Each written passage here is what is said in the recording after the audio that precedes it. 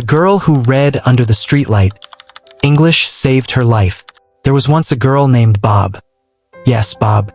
A strange name for a girl, people often said. But she never minded.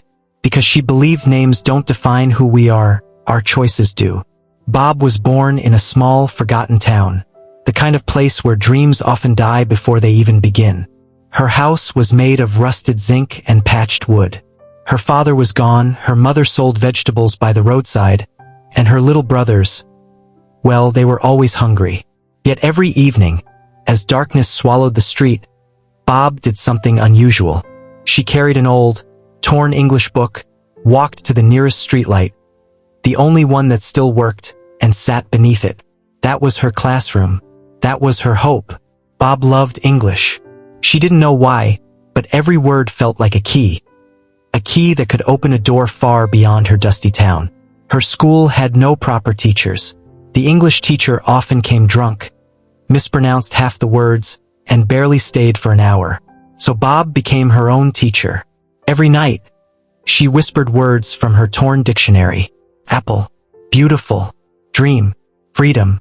And when she didn't know the meaning, she guessed from the way the words sounded.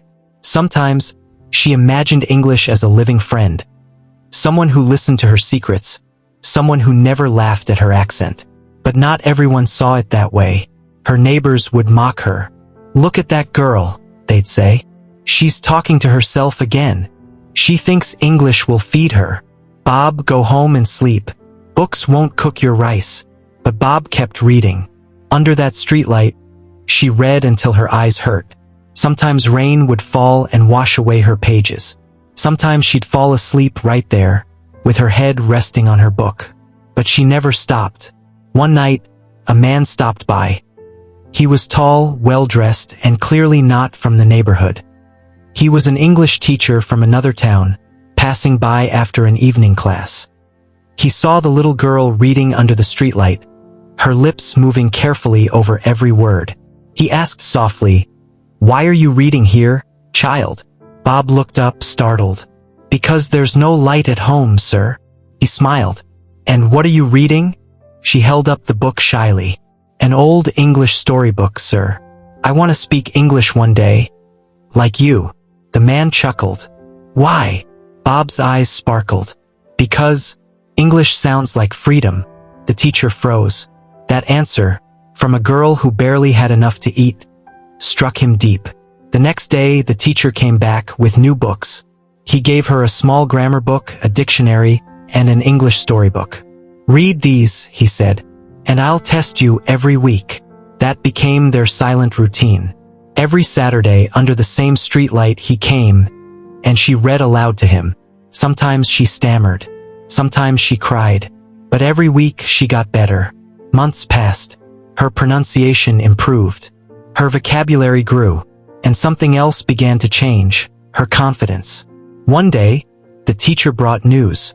"There's an English-speaking contest in the city. I've entered your name." Bob panicked. "But sir, I can't. I've never spoken in front of people." He smiled. "You've been speaking to the streetlight for a year. You can speak to anyone." The contest day came.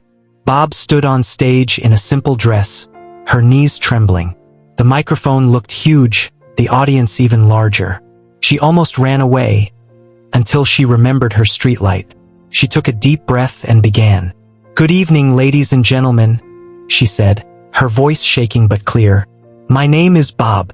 I used to study English under a streetlight because my house had no light.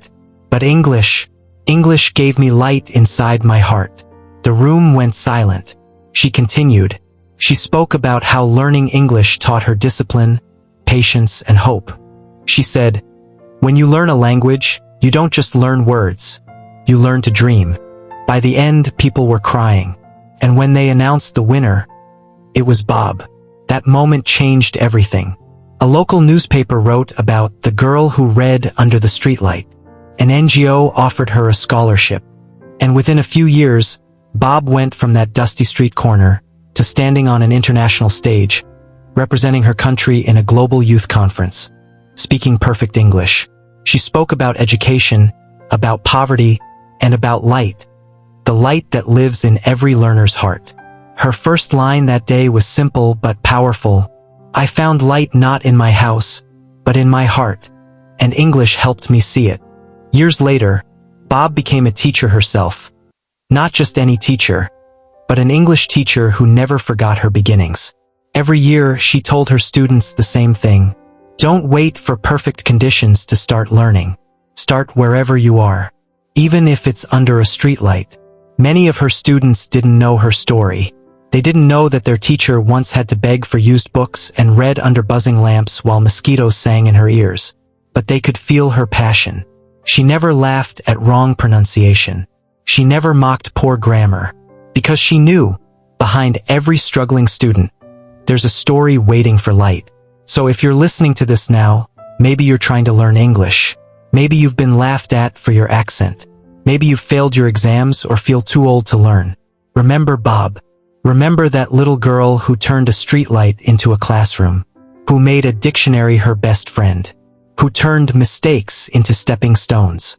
Learning English didn't just teach her how to speak. It taught her how to believe. The next time you open your English book, don't just see words, see doors. Don't just repeat phrases. Speak your future into being. Because somewhere out there, another streetlight is waiting, and another dreamer, just like Bob, is learning how to shine. If the story touched your heart, don't let it end here. Like this video to show your support for every dreamer who studies under the dim light of hope.